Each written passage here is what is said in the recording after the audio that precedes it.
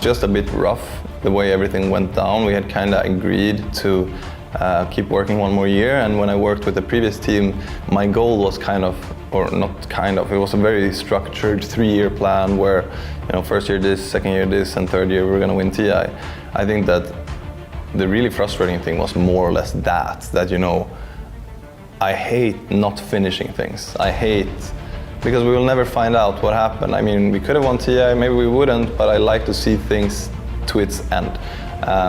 But working with this new team, honestly, it's been a great experience. And the reason why we picked this new team is because I've been talking to Nico for actually quite some time now, probably 1.5 years or something. And I wanted to have him join Alliance quite some time ago, but it didn't work out that time. But I've kept my eyes on him, and things just worked out this time. It was stressful, but went better than expected.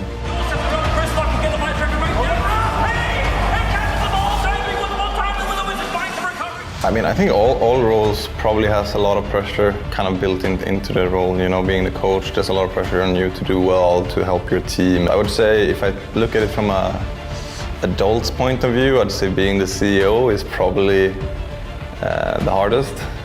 I think that it's a little bit different because, when you're captain of a team, you're responsible for your team and you're responsible for your players, but, you're not really paying their salaries and so on. I think that being the CEO, there's been a lot of responsibility, and you're responsible for a lot of people and their work and their life in a sense. So I thought that was a little bit difficult to begin with, but after working with it, or as the CEO for about 1.5, 2 years now, I think I've found a good place, yeah.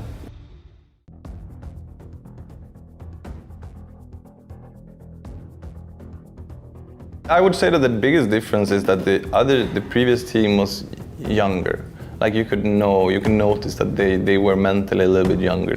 And they're also age-wise a little bit younger, So it was a very different kind of role you had to put into that team. We had to have a quite central role, all of us in the company and how we worked with them. With a new team, I think they're more running, or how we put it, you know what I mean? Like, they are motivated to do well and they're motivated to play, and then we don't really have to be there to remind them. And that's a very good experience, at least, yeah. Still got that attack from 33, press the attack to get him away to safety. Fata, more life, still on the run. K1's trying to finish the damn job while Whispers just course break, stacking everyone up, and he'll end up going down too. Finally, they bring down Fata. But you've got a concoction about to arrive. A stunt towards Chris Luck. Chris Luck cannot afford to die right now. Limmp already has the double kill. And Nico is turning his attention over towards Whisper, who's chasing down 33.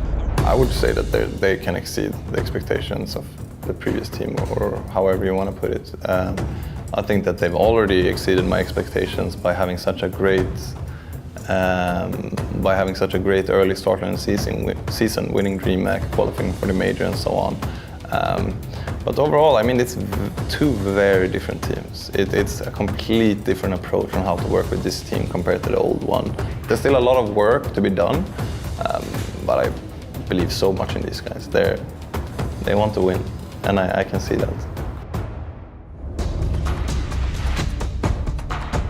I think that if we make it TI 10, which I do believe we will, it's going to be an amazing experience to be there for once, to have the home crowd cheering for you, and yeah, I don't think this could be a better end to the season.